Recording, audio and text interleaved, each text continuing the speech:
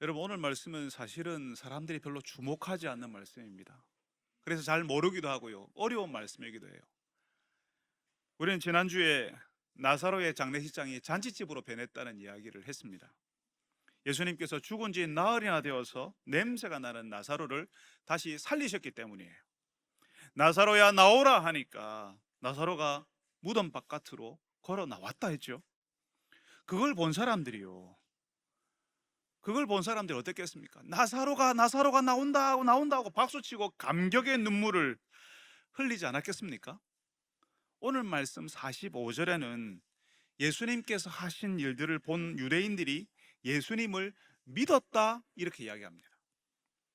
여러분, 왜 그러지 않았겠어요? 자기들의 눈앞에서 사람이 살아났잖아요. 그것도 잠시 죽었다가 무의식 중에 있다가 깨어난 그런 거 아니에요. 요즘 임사 체험이니 사후 세계 체험이니 그런 이야기를 하는 분들이 계시더라고요. 그런 거하고는 전혀 다른 이야기입니다. 우리 시대에 죽었다가 무의식 가운데 잠깐 호흡이 끊어졌다가 살아난 사람의 이야기가 있는데, 이런 그런 임사 체험이 지금 예수님이 나사로를 살리신 것하고는 전혀 다른 이야기입니다. 예수님이 무덤을 막아 놓았던 돌문을 옮기라고 하니까 마르다가 그랬잖아요. 주님, 죽은 지 나흘이나 되어서 벌써 냄새가 납니다. 그랬어요. 잠시 호흡이 끊어졌다가 돌아온 것하고 호흡이 없은 지 나흘이나 되어서 이미 부패가 진행된 상태였던 것하고는 비교가 되는 게 아닙니다. 예수님께서는 우연이라도 도무지 살아날 가망이 없는 상태였던 사람 나사로를 다시 살리셨던 겁니다. 그러니까 나사로의 무덤 앞에서 이걸 본 사람들은 예수님을 믿는 게 당연하겠죠. 생명을 주시는 예수님을 믿지 않을 수 없는 겁니다. 인정하지 않을 수 없는 겁니다. 예수님이 생명 살리신 분이라는 사실을 받아들이지 않을 수 없다고요. 그래서 거기에 있는 많은 유대인들이 믿었습니다. 예수님이 하나님의 아들이시고 생명 주시는 분이라는 사실 표시가 바로 보이니까 믿을 수밖에 없는 거죠. 우리가 예수님을 믿을 때요, 사실은 모든 사람들마다 계기가 있습니다. 그냥 한번 믿어볼까? 이런 사람 없습니다. 예수님 이야기도 들었고 내 주변에도 예수 믿는 사람들이 있지만 내가 굳이 믿으려고는 하지 않습니다. 그런데 그런 예수님을 믿겠다고 하는 계기가 있다는 거죠, 사람들에게는. 지난주에 우리 교회 세가족 부부를 제가 신방했었는데요, 저는 두 분 다 신앙생활을 오래 한 분들인 줄 알았어요. 근데 만나보니까 아내만 교회를 다니고 남편께서는 교회를 안 다니셨대요. 남편은 그냥 아내를 교회까지 태워다 주기만 했답니다. 근데 남편이 보니까요, 예배를 드리고 나오는 아내 눈에 눈물 자국이 있더래요. 매주 예배를 드리고 나오는데 그 눈에 울었던 흔적이 보이더라는 거죠. 그래서 남편이요, 도대체 예배만 드리면 아내가 울고 나오는데 그 이유가 너무 궁금했다 하더라고요. 그래서 아내하고 같이 예배를 드리기 시작했어요. 그렇게 예수 믿은 지가 4년이 됐다는 이야기를 하셨습니다. 그 남편에게는 눈물 흘리면서 예배드리는 그 아내가, 눈물 흘리면서 그 영혼이 살아나고 회복되고 있었던 그 아내가 예수 믿게 된 계기였던 거죠. 우리 교회 또 다른 남편은요, 아내와 아이가 우리 교회 출석하는 것을 6년 동안 지켜봤대요. 6년 동안 지켜보고 아내와 아이가 이전과는 다르다는 사실을 알고는 우리 교회 등록하겠다고 마음먹었답니다. 우리에게는 예수님을 믿어보겠다는 믿게 되는 계기가 있다는 겁니다. 나사로 장례식에 문상 왔던 많은 사람들도 나사로가 살아나는 것을 보고 예수님을 믿었던 것처럼요.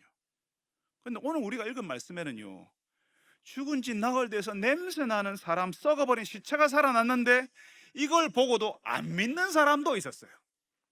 어떻게 그럴 수가 있죠? 자기 눈앞에서 사람이 살아나는데 이걸 보고도 예수님을 안 믿는다는 거죠. 오늘 말씀 46절에 그럽니다. 그 중에 어떤 자는 바리새인들에게 가서 예수께서 하신 일을 알리더라. 사람들이 나사로다 살아났다 하면서 박수치고 좋아하는데 그걸 보고는 바리새인들에게 쪼로로 가서 알린다는 거죠. 바리새인들이 그 당시에 지도자들이었는데요, 그 사람들 전도하겠다고 예수님이 하나님의 아들이라고 알리겠다고 하는 거 아닙니다. 바로 그 다음 구절을 보면 그 소식을 들은 사람들이 걱정을 하고 있어요. 뭘 걱정해요? 사람들이 예수 믿을까 봐. 여러분, 우리가 읽은 말씀에는요, 이 사람이 많은 표적을 행하니 우리가 어떻게 하겠느냐, 만일 이 사람을 그대로 두면 모든 사람이 그를 믿을 것이고, 그리고 로마인이 와서 우리 땅과 민족을 빼앗아 가리라. 그러니까 이 사람들이 지금 사람들이 예수 믿을까 봐 걱정하고 있어요. 사람이 살아나는 걸 봤는데, 사람이 살아났다는 이야기를 들었는데 예수님을 더 알아봐야겠다, 예수님 믿어야 되겠다 하는 게 아니라 다른 사람들이 예수 믿을까 봐 걱정한다는 거예요. 제가 금방 48절을 읽었는데요, 이걸 제가 다시 한번 자세히 보면요, 이렇게 되어 있어요. 만일 그를 이대로 두면 모든 사람이 그를 믿을 것이요. 야, 예수님을 이대로 두면 모든 사람들이 예수를 믿을 거라고 걱정하는 거죠.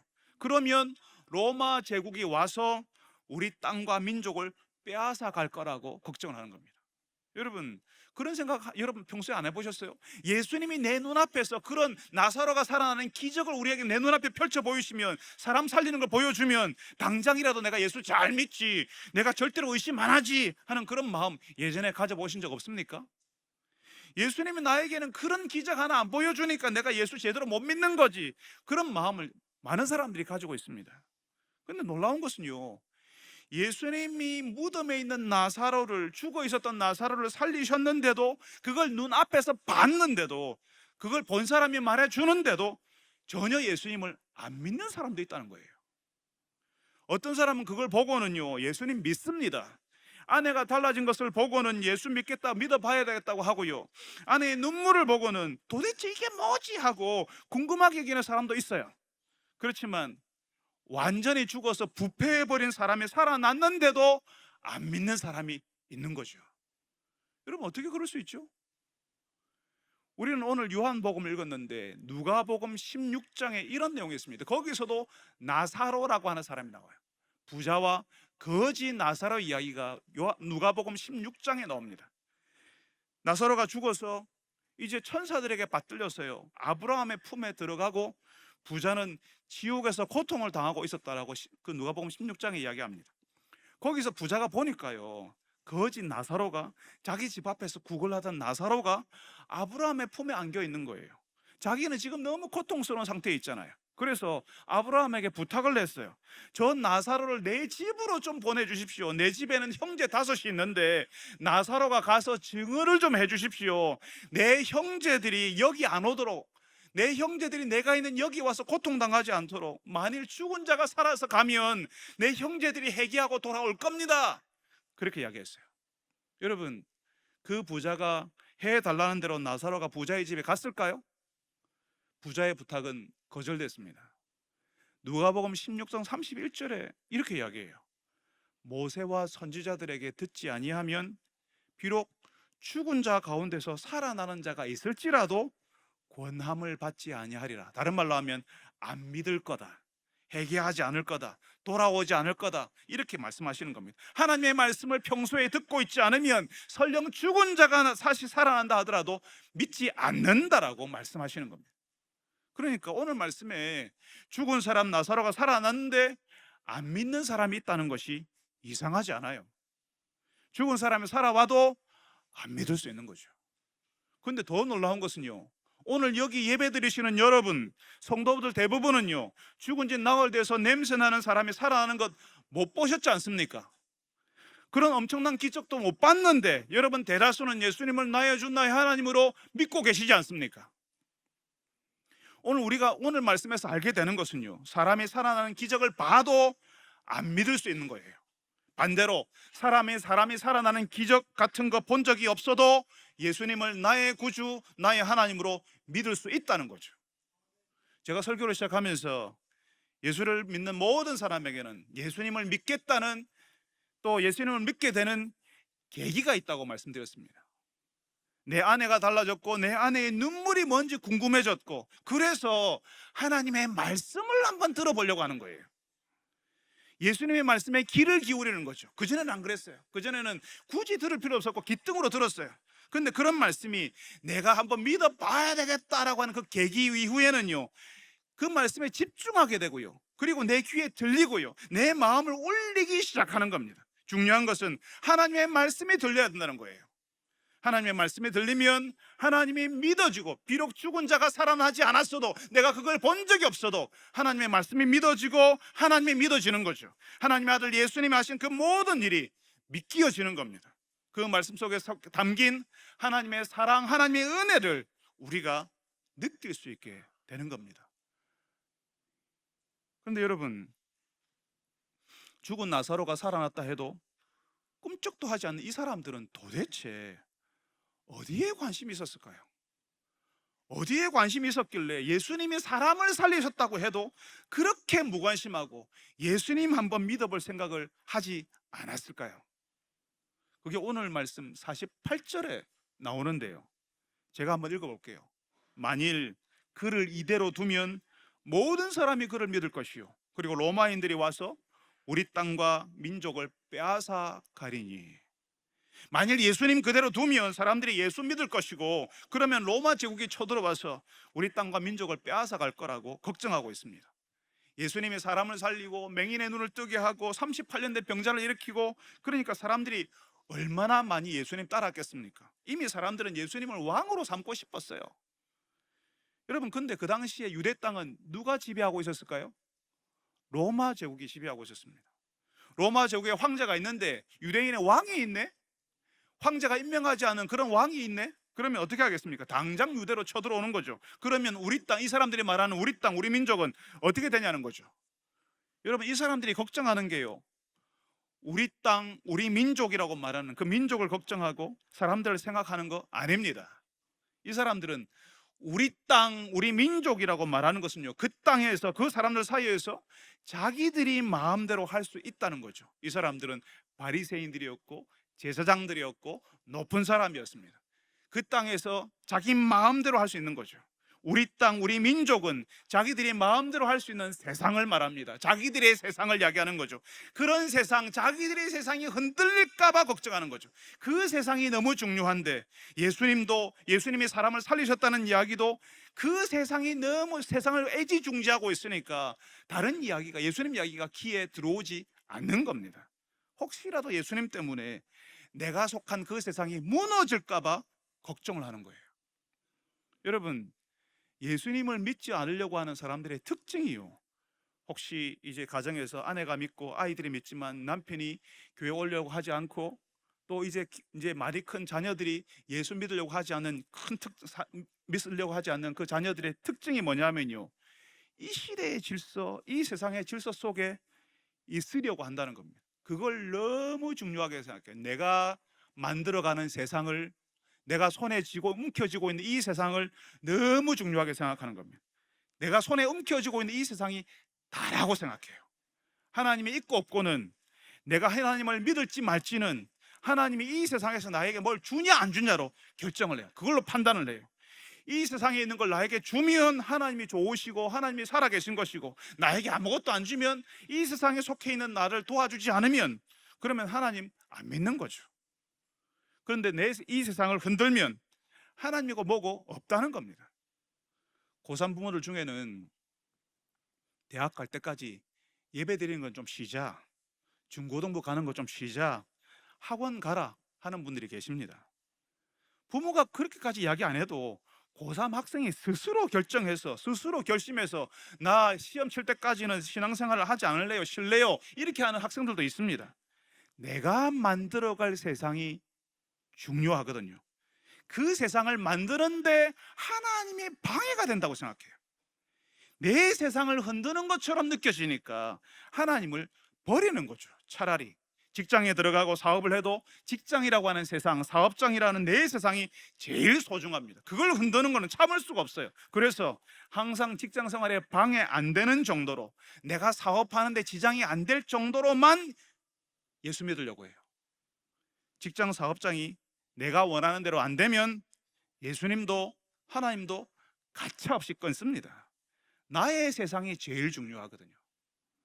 예수님이 사람을 살리셨다는 그 이야기를 들었어도 아무런 감동이 없습니다. 지금도 사람이 살아난다, 예수님 때문에 교회 공동체 안에서 살아난다는 이야기를 들어도 아무 관심이 없습니다. 오직 내 세상이 잘 되는 게 중요해요. 그래서 지금도 많은 사람들이 예수님을 믿지 않는 이유가요, 혹시 예수 때문에 내 세상이 흔들릴까 봐, 혹시 예수 때문에 내 세상이 방해받을까 봐 예수 믿으려고 하지 않는다는 겁니다. 여러분 혹시 인터넷 게임하는 친구들 보신 적 있으세요? 예전에 PC방 이런 데서 젊은 친구들이 많이 했지 않습니까? 밤새워서 나이 40대도 50대도 하는 분들이 계시대요. 그게 뭐라고, 게임 아이템 사는데 엄청난 돈을 쓰고요, 그거 하느라고 밤을 새우고요, 친구 만나면 게임 이야기합니다. 이겼니 졌니 뭘 가졌니 안 가졌니 굉장히 진지하게 이야기합니다. 엄마가 그거 못하게 하면요, 엄마하고 인연을 끊으려고 할지도 몰라요. 어떤 사람은 스마트폰으로 뭘 누르면요, 광고를 보고 그걸 클릭하면 1원을 준다고, 또 10원 준다고 하루 종일 그 광고 보고 클릭하고 있는 분들이 있습니다. 하루 종일 그걸 클릭하고 있으면 얼마를 먹을 수 있을까요? 그거 아무것도 아니라고 하면요, 굉장히 기분 나빠할 겁니다. 얼마나 열심히 살고 있는데. 여러분, 한 달에 억 단위를 벌고 여러분 한마디에 수십 명이 움직이고 수백 명이 움직이면 그 세상은 크고 대단한 건가요? 우리가 사는 세상, 내가 만들어가는 그 세상이요, 하나님 보시기에는 너무나도 하찮고 작은 세상이에요.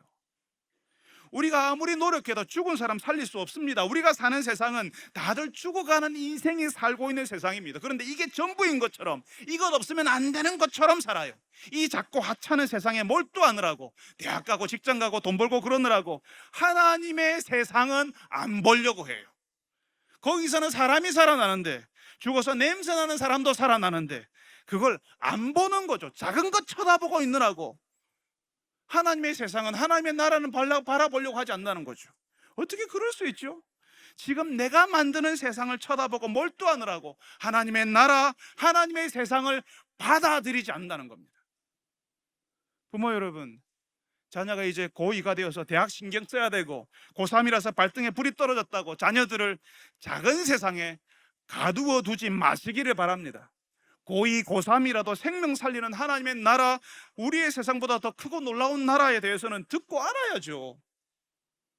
직장에서 살아남기 위해서 몸부림치는 30대 여러분, 사업하시는 성도 여러분, 여러분이 작은 세상에 만족하고 거기에 몰두하지 마시기를 바랍니다.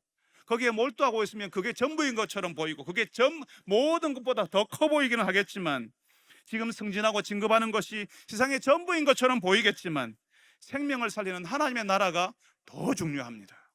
어디에서도 죽은 자가 살아나는 일은 없습니다. 하나님의 세상에서만 가능한 일입니다. 하나님의 말씀이 들리면 우리가 살아나는 거죠. 하나님의 다스림을 우리가 경험하기 시작하는 겁니다. 모든 것이 죽어가는 세상에서 살아나는 것을 경험해요. 왜 예배 시간에 말씀을 듣는데 눈물이 나는지를 경험할 수 있습니다. 죽어가던 내 마음에 생기가 도는 것을 경험할 수 있어요. 하나님의 말씀을 듣고 나누고 기도하는 그 자리를 지켜야 가능한 일입니다. 그래서 예수님이 보여주시려고 하는 이 생명, 예수님이 보여주시려고 하는 그 나라를 여러분도 경험하고 보는 분들이 되시기를 바랍니다. 여러분, 이제 대제사장 가야바가요 이야기해요. 한 사람이 백성을 위해서 죽어서 온 민족이 망하지 않는 것이 더 유익하다, 이렇게 이야기합니다. 많은 사람을 위해서 소를 희생하자, 한 사람을 죽이자, 예수님 죽이자는 이야기를 하는 거죠. 하나님의 아들 예수님을 죽이자고 제안하는 사람이 놀랍게도 대제사장이었습니다. 하나님을 가장 잘 알아야 하는 사람이에요. 백성들을 하나님께로 이끌기로 되어 있는 사람이었어요. 그런데 그런 사람이 하나님의 아들을 죽이겠다고 나서는 거죠. 예수님만 죽으면, 예수님만 사라지면 지금의 질서, 지금의 세상이 계속 유지된다고 생각했던 겁니다. 우리가 이럴 때 보통 쓰는 말이 희생양이라고 부르는데요, 죄가 없는데 사람들의 죄 때문에 대신 죽는 양을 가리키는 말이잖아요. 대제사장은 자기 세상을 유지하겠다고 예수님을 희생시키려고 하는데요, 놀랍게도 예수님은 정말 희생양이셨습니다. 대제사장은 우리를 위해서 예수가 죽는 게 좋겠다, 예수가 희생하면 좋겠다, 이렇게 했는데 정말 예수님은 우리를 위해서 죽으셨습니다. 유대 민족뿐만 아니라 모든 민족 가운데 있는 하나님의 자녀들을 위해서 죽으셨어요. 대제사장은 욕심으로, 죄된 마음으로 예수가 죽어야 돼라고 했는데 그게 하나님의 계획이었던 거죠. 죄된 마음으로 욕심으로 그 이야기를 했지만 하나님의 계획을 이 대제사장이 자기도 모르게 밝히고 있는 겁니다. 자기도 모르게 예언을 하고 있었던 거죠.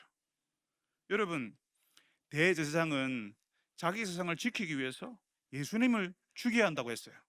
근데 예수님은요, 대제사장의 그 세상, 우리의 세상을 무너뜨리기 위해서 죽으셨어요. 우리의 세상이 아니라 하나님의 나라를 주시려고, 하나님의 생명을 주시려고 예수님이 죽으신 겁니다. 하나님의 나라에는 곡하는 것도 없고 죽는 것도 없으니까 그거 보여주시려고 죽은 지 나흘 된 나사로를 살리지 않았습니까? 장례식장에서 잔치집으로 바꿔주셨어요. 그리고 이제 예수 믿는 우리 모두를 살리시려고 예수님이 십자가에서 죽으셨습니다. 나의 세상을 붙들고 애지중지하면서 하나님 바라보지도 않고 예수님을 거절하는 나를 살리시려고, 죄 가운데 죽어가는 것을 막으시려고 십자가에서 우리 대신 죽으신 겁니다. 하나님이 분명히 말씀하셨어요. 사람들은요, 뭐가 죄인데 내가 무슨 큰 죄를 지었냐라고 이야기해요. 하나님께서 말씀하시는 죄는 하나님을 떠난 것이 죄고 하나님께 불순종한 것이 죄라고, 그래서 죄의 값은 사망이라고, 반드시 죽는다고 하셨습니다. 죄의 결과는 영원히 죽는 거라고 이야기하셨어요. 하나님과 영원히 단절되는 겁니다. 하나님의 사랑, 하나님의 은혜, 이런 것들은 하나도 모르고 하나도 경험하지 못하고 이 세상이 다인 줄 알고 살다가 죽는 거예요. 그런데 우리가 예수님을 믿고 따르면요, 우리가 애지중지하던 그 세상이 무너지고요, 하나님의 다스림 가운데 우리가 들어갑니다. 우리가 하나님의 나라에서 하나님의 백성으로 살게 되는 일이 벌어진다고요. 내가 왕으로 나의 세상 속에서 살아가는 것이 아니라 하나님을 왕으로 모시고 하나님의 세상에서 사는 거예요. 우리가 하나님의 백성으로 하나님의 나라에서 살려면요, 나의 세상이 무너져야 됩니다. 내가 그렇게 애지중지하는 나의 세상, 나의 생각, 나의 질서가 다 무너져야 돼요. 내가 왕이 되어서 내 마음대로 하던 그 세상을 애지중지하게 계속 붙들고 있으면요, 하나님의 질서가 내 삶 속으로 들어올 수가 없습니다. 말씀드렸잖아요. 내 세상을 애지중지하고 있으면 사람이 살아난 능력이 나타나도, 죽은 지 나흘 된 사람이 살아나도 거기에 관심 없다고요. 관심을 안 둬요. 지금 내가 하는 일이 제일 중요하고, 하나님의 일에 나타나는 것에는 어떤 관심도 없습니다. 재미없습니다. 스마트폰 눌러가면서 거기 광고 보고 1원 모으고 10원 모으는 게 그게 재밌지, 예수님이 무덤에서 사람 살려내는 일 관심 없습니다. 그러니까 내 세상이 무너져야 돼요. 와장창 완전히 밑에서부터 기초까지 완전히 무너져야 하나님이 살리시는 은혜, 새로운 질서를 경험하게 되는 겁니다. 여러분, 우리가 예수님을 믿으면, 예수 의지하면 무너지는 것은 저절로 됩니다. 애써서 용서서 내가 내 세상을 무너뜨려야지, 그럴 필요 없습니다. 우리가 예수님 의지하면 저절로 내가 옛날에 알았던, 내가 그렇게 애지중지했던 세상이 조금씩 무너집니다. 그걸 성경에서는 접붙임이라는 말로 표현을 해요. 여러분, 농사 지을 때 나뭇가지 하나를 꺾어 가지고, 그 나뭇가지는, 꺾인 나뭇가지는 이제 뿌리가 없으니까 죽을 거 아니에요, 그죠? 다 조금 있으면 죽어버릴 그 나뭇가지를 나무에다가 붙이기를 하는 경우가 있잖아요. 그걸 접붙인다라고 이야기합니다. 나뭇가지를 잘라내면 그 가지는 잠시 살았다가 죽어버려요. 근데 그걸 뿌리가 있는 나무에다가 딱 붙이면요, 그 가지가 사는 거죠. 예수님이 우리 대신 죽으셔서 이제 우리가 살아요. 오늘 여기 화초에 보면 이 화초는 뿌리가 없어요. 조금만 이렇게 지금 화려하게 빛을 내고 색깔을 내뽐내지만 시간이 조금만 지나면 다 죽어버리겠죠. 그런데 이런 것이 이제 나무에 딱 갖다 붙이는 그런 접붙임을, 하나님께 우리가 접붙임을 받았다는 겁니다. 그래서 우리가 이제 어떻게 사냐 하면요, 하나님께 붙어서 사는 거예요. 돌감람나무인 우리가 참감람께 접붙임을 받아서 이제 새로운 생활, 새로운 열매를 우리가 맺기 시작한다는 겁니다. 하나님께 붙어 있으니까 세월이 흐를수록 나에게는 이전에 나에게 없었던 것이 나오고, 이전에 할 수 없었던 것을 내가 이제 하기 시작하는 겁니다. 여러분, 이걸 많은 성도들이 오해를 해요. 교회에 나오는 성도들이요, 교회 오면 하나님께서 내가 움켜쥐고 있는 것을 잘해줄 거라고 생각을 해요. 돈도 좀 주시고, 사람들에게 인정도 좀 받게 해주시고, 직장도 좀 편하고, 사업도 잘 되고, 학교도 척척 들어가고, 자녀들의 앞길까지 모두 하나님께서 보장해 줄 거라고 생각해요. 내가 예수 믿으니까 예수 믿는 나를 하나님이 잘 봐주셔야 한다고 생각하는 거죠. 사실 그 기대가 맞습니다. 상식적이죠. 하나님이 당신의 자녀들, 백성들 보살펴 주시고 인도하십니다. 그런데 우리가 어떤 오해를 하냐면요, 내가 원하는 대로 나의 세상을 하나님께서 더 화려하게, 더 대단하게 만들어 줄 거라고 오해를 해요. 여러분, 우리가 접붙임을 받았잖아요. 그러면 내가 원하는 대로가 아니라 하나님께 붙었으니까 하나님이 기뻐하시는 방식으로 우리를 도우시고 인도하실 겁니다. 나에게서 하나님의 열매, 하나님이 기뻐하시는 것이 나올 수 있도록 나의 옛날 것들이 무너지는 일이 있을 거예요. 나의 세상이 무너지는 것을 우리가 보게 될 겁니다. 예수님을 믿는 과정 속에 나의 옛사람, 나의 옛 세상이 죽고 무너지는 것이 포함되어 있는 겁니다. 그렇게 해서 하나님께서는 우리를 하나님의 사람으로 만들어가는 겁니다. 예수 믿는 분들이 여기서 혼란스러워해요. 왜냐하면 우리 관심은 하나님의 사람 되는 데 있지 않거든요. 우리 관심은요, 예수 믿는다고 해놓고는 우리 관심은 나의 세상이 더 화려해지기를, 하나님 때문에 나와 세상이 더 크게 되기를, 그걸 기대하고 있어요. 우리는 자꾸 하나님의 사람이 아니라 사람들이 좀 봐주는 사람, 사람들 위에 있는 사람이 되고 싶어 한다고요. 근데 말씀드렸죠, 접붙임을 받았으면 하나님께서는 우리를 하나님의 사람으로, 예수님의 사람으로 만들어 가실 거라고요. 그래서 계속 우리의 세상이 쪼그라드는 것을 경험하게 하실 거라고요. 나의 세상은 쪼그라드는데 나에게서 하나님의 열매가 나오고, 하나님이 하시는 일에 내가 참여하게 되고, 하나님을 기뻐하고 있는 나를 보게 될 겁니다. 예전에 저희 집 아이가요, 아빠 예수 믿으니까 손해보는 게 너무 많아요. 못하는 게 너무 많아요. 다른 친구들은 다 하는데 나는 못해요. 그래서 너무 힘들어요. 속상해요. 그랬어요. 여러분, 어떨 때는 예수 믿는 것 자체가 힘들다고 느낄 때가 있어요. 예수님을 바라보는 것이 속박처럼 느껴질 때가 있어요. 여러분, 목사도 예배 드리는 것이 힘들고 기도회가 힘들 때가 있습니다. 다른 목사님들은 안 그런데 전 목사는 그래요. 제가 젊었을 때는 정말 그런 생각을 했어요. 야, 진짜 내가 예수 믿어서 다른 사람들처럼 놀러도 못 다니고 즐기는 것 하나도 못 해보는구나. 내가 진짜 예수 믿어서 손해보는구나. 내가 희생한다, 희생. 그렇게 생각하던 때가 있었어요. 지금은 전혀 그렇게 생각하지 않는데요, 제가 젊을 때, 어릴 때 그런 생각을 했습니다. 그래서 예수 믿는 곳에서 가끔씩은 좀 멀어졌으면, 세상으로 한 달쯤, 두 달쯤 휴가 좀 갔다 왔으면, 예수님 없이 지냈으면 하는 그런 생각을 가질 때도 있었어요. 여러분, 예수님과 멀어지면, 예수님 없이 지내면 자유를 누리고 행복해지고, 예수 믿었던 것 때문에 받았던 스트레스도 막 풀어지고, 이제는 한 달 쉬었으니까 이제 예수를 더 잘 믿게 되고, 뭐 이렇습니까? 여러분, 예전에 한번 말씀드린 적이 있었는데요, 예전에 겨울이면 아이들이 바깥에 나가서 연을 날렸어요. 연에다가 실을 매달아서 바람에 띄우는데, 바람이 좋으면 그 연이 하늘에 높이 뜨지 않습니까? 마치 점처럼 보일 정도로 높이 날지 않습니까? 그런데 연이 그런 생각을 할 수 있어요. 바람이 막 부는데 실이 나를 붙잡고 있으니까 더 멀리, 더 높이 못 날아간다고 느낄 수도 있는 거죠. 더 높이 가고 싶은데 실이 나를 붙잡고 있다고, 실을 나를 묶어놓고 있다라고 느낀다는 거죠. 그래서 이 실만 좀 없으면 내가 더 멀리, 더 자유롭게 날아갈 것 같은데, 마치 제가 젊은 날 가졌던 생각처럼 저 세상으로 좀 내가 자유롭게 휴가라도 좀 갔다 왔으면, 예수님과 좀 멀리 떨어져 있으면, 예수님이 안 보이는 곳에 내가 좀 있으면 내가 좀 자유로울 텐데, 편안하게 있을 것 같은데, 그런 생각을 연도할 수 있지 않았습니까? 있지 않았겠습니까? 그래서 여러분, 연에 붙은 실을 끊어버리면 어떻게 될까요? 정말 저 하늘 저 멀리까지 연이 날아갈 수 있을까요? 자유롭게? 아닙니다. 바람 부는 날 연에서 실이 끊어지면요, 그 바람을 타고 멀리 멀리 날아갈 것 같은데, 현실은 실 끊어진 연은 잠깐 날다가 바닥으로 떨어져 버려요. 땅에 툭 하고 떨어져 버립니다.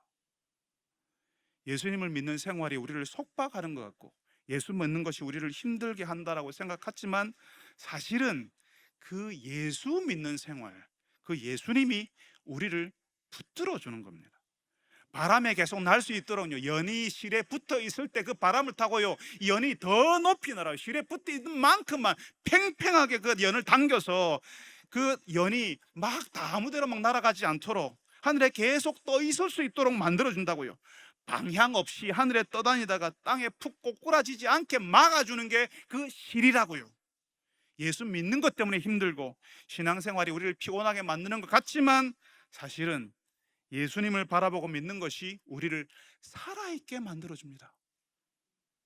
아무리 바람이 불어도 땅에 떨어지지 않고 바람에 날려가지 않도록 우리를 붙들어 주는 거죠. 예수님이 이끄시는 대로 우리가 갈 수 있는 이유가 우리를 만들어 가시는 것이, 우리가 예수님 바라보고 예수님께서 우리를 붙드시기 때문에 그렇습니다. 그러니까 여러분, 예수 믿는 것이 피곤하고 나의 세상에 쪼그라드는 것처럼 여겨지더라도 그 예수님을 떠나겠다, 끈을 끊어버려야 되겠다 하는 것이 아니라 그 예수님을 다시 바라보고 그 끈을 더 굳건하게 붙들어야 하는 겁니다. 예수님 때문에 우리가 아무것도 못한다, 너무 손해보고 산다, 이럴 필요 없습니다. 하나님의 다스림 속에서 하나님의 열매가 내 인생에 나타나려면요, 나의 세상이 먼저 쪼그라들어야 되는 겁니다. 우리가 예수님과 함께 그렇게 세월을 보내면 우리가 접붙임 받았으니까 하나님께로부터 나오는 것들이 어느 날부터, 어느 순간부터 우리 인생을 채우는 것을 경험하게 될 겁니다. 이게 왜 기대가 되냐 하면요, 하나님께서 우리를 하나님의 사람으로 만든다고 했잖아요. 우리는 내 세상이 화려해지고 내 세상이 더 대단하기를 원하는데, 하나님의 관심은요, 우리가 하나님의 사람이 되는 거예요. 그거를 우리는 오늘 요한복음 읽었는데, 신약 성경에 에베소서라고 하는 책이 있어요. 거기 2장 10절에 하나님은 우리를 하나님의 작품으로 만들려고 한다라고 돼 있어요. 예수님이 우리를 위해서 죽으신 이유가 우리를 하나님의 작품으로 만들기 위해서, 접붙여 가지고 하나님의 작품으로 만들기 위해서, 공장에서 막 대량 생산하는 것이 아니라 한 땀 한 땀 장인이 만들어낸 모든 것이 각자가 다른, 우리 인생 각자가 다른 것처럼 다른 작품 하나하나를 만드시기 위해서 하나님께서 우리를 접부셨다고 이야기하시는 겁니다. 얼마 전에 제가 폭삭 속았수다라는 드라마 이야기를 설교 시간에 한 적이 있었는데요, 정말 많은 분들이 그 드라마를 보고 좋았다는 이야기를 하시더라고요. 저는 다 보지 못했습니다. 짧은 영상만 봤는데요, 그 짧은 영상 속에 나오는 그 대사가 너무 감동적이더라고요. 그래서요, 제가요, 그 드라마를 만든, 그 드라마를 쓴 작가가 누군지를 찾아봤어요. 그런 작품, 그런 대사를 쓸 수 있는 사람이 도대체 누군지 너무 궁금했던 거죠. 여러분, 그렇지 않습니까? 너무 감동적인 음악을 만나면 도대체 이런 곡을 누가 썼을까? 여러분, 감동적인 그림 앞에 서면 이 그림을 누가 그렸을까? 감동적인 사진을 보면 이 사진은 누가 찍었을까? 그게 궁금하지 않습니까? 여러분, 하나님께서 우리에게서 그걸 기대하실 거예요. 우리를 작품으로 만드시면서 사람들이 궁금하게 되기를 바라시는 거죠. 매일 술 마시던 저 사람은 어떻게 해서 하나님의 일을 하는 사람이 됐을까? 어떻게 그럴 수 있을까? 저 사람은 어떻게 사람들을 그렇게 편하게 받아주고 축복하는 사람이 되었을까? 어떻게 저 사람은 하나님께 저렇게 힘든 상황 속에서도 하나님께 감사하고 하나님을 기뻐하며 살 수 있을까? 어떻게 그럴 수 있을까? 우리를 그렇게 만드신 하나님, 그 작품을 만드신 이가 누군지 사람들이 알기를 하나님께서는 바라실 거라는 거죠. 여러분, 예수님께서는 우리를 위해 죽으셔서 우리를 하나님께 접붙여 주셨습니다. 그래서 우리가 살도록, 다른 사람이 되도록, 하나님의 작품이 되도록 하셨습니다. 세월이 흐를수록 하나님의 흔적이 선명해지게 될 겁니다. 예수님과 함께 세월을 보내는 여러분의 인생에 이전에 없던 하나님의 열매가 맺히게 되기를 바랍니다. 죽을 수밖에 없었던 우리 인생이 달라진 것을 보고 어떻게 저럴 수 있지라고 사람들이 묻게 되는 일이 여러분의 인생에도 일어나기를 바랍니다. 거룩하신 아버지 하나님, 우리는 우리의 세상이 화려해지고 하나님께로 와서 하나님이 우리의 세상을 더 대단하게 만들어주기를 바랬습니다. 그렇지만 하나님께서는 우리가 하나님의 사람이 되기를 원하시고 우리 인생에 하나님의 나라가 세워지는 것을 원하셨다는 사실을 오늘 우리가 알았습니다. 그래서 우리의 세상이 무너져야 하고 우리가 하나님 앞에서 하나님을 왕으로 섬기는 생활이 시작된다는 사실을, 우리가 그전에 생각하지 못했던 하나님의 열매들이 우리 인생에 나타나게 된다는 사실을 가르쳐 주셔서 주님 감사합니다. 주님, 우리가 하나님의 작품이 되어가며 어떻게 그럴 수 있지라고 사람들이 우리 인생을 바라보면서 하나님을 생각하는 일이, 우리를 만드신 분이 누구신지를 궁금해하게 여기는 일이 일어나게 하여 주시옵소서. 예수님의 이름으로 기도합니다.